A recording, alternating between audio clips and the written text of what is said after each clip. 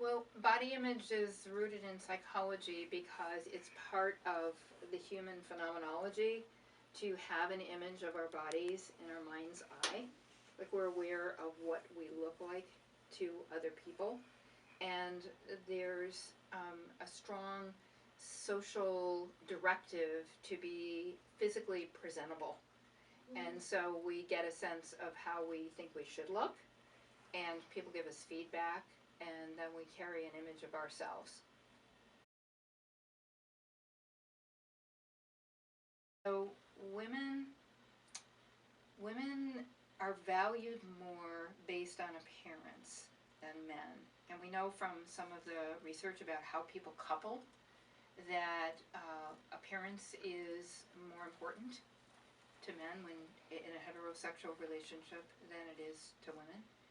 Women are more likely to go for something like intelligence or the ability to be a good provider. Not that attractiveness is not important or appearance is not important, it's just more important. Certainly having broader shoulders than hips is very, very important. Having a strong jaw for males has been found to be very important, and being tall. Again, if you think back to the Disney films that most men are exposed to from the time they're really little, the strong, cool characters are these big, kind of buff guys, and the buffoons are the sort of, ones with the kind of larger middles and smaller shoulders. And you get the message from very, very early on, even like children's TV shows like Nickelodeon. Who are the cool boys? There's a certain look, and you start to incorporate it on a subliminal level. And if you're not naturally genetically defined in that way, and some boys are, they're just genetically right in the pocket for how a boy should look, ideally, according to the media. But if you're not that, just like with women, there's a tendency to want to mold and shape the body to be as close to that male body image as possible. So let's say that you're not born a mesomorph, you're not born with a muscular physique genetically, that you're just a little bit thinner, just naturally a little more of a greyhound instead of a Labrador.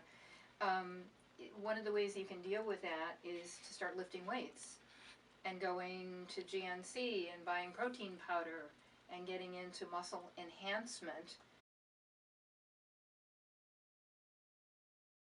Well, I think without all of the emphasis on self-esteem based on appearance, I think it would be pretty natural, because what teenager doesn't want to be the most attractive flower in the field, a tree in the forest? I think that just comes with what happens to the brain in puberty, that parts of the brain get turned on to seek romantic partners.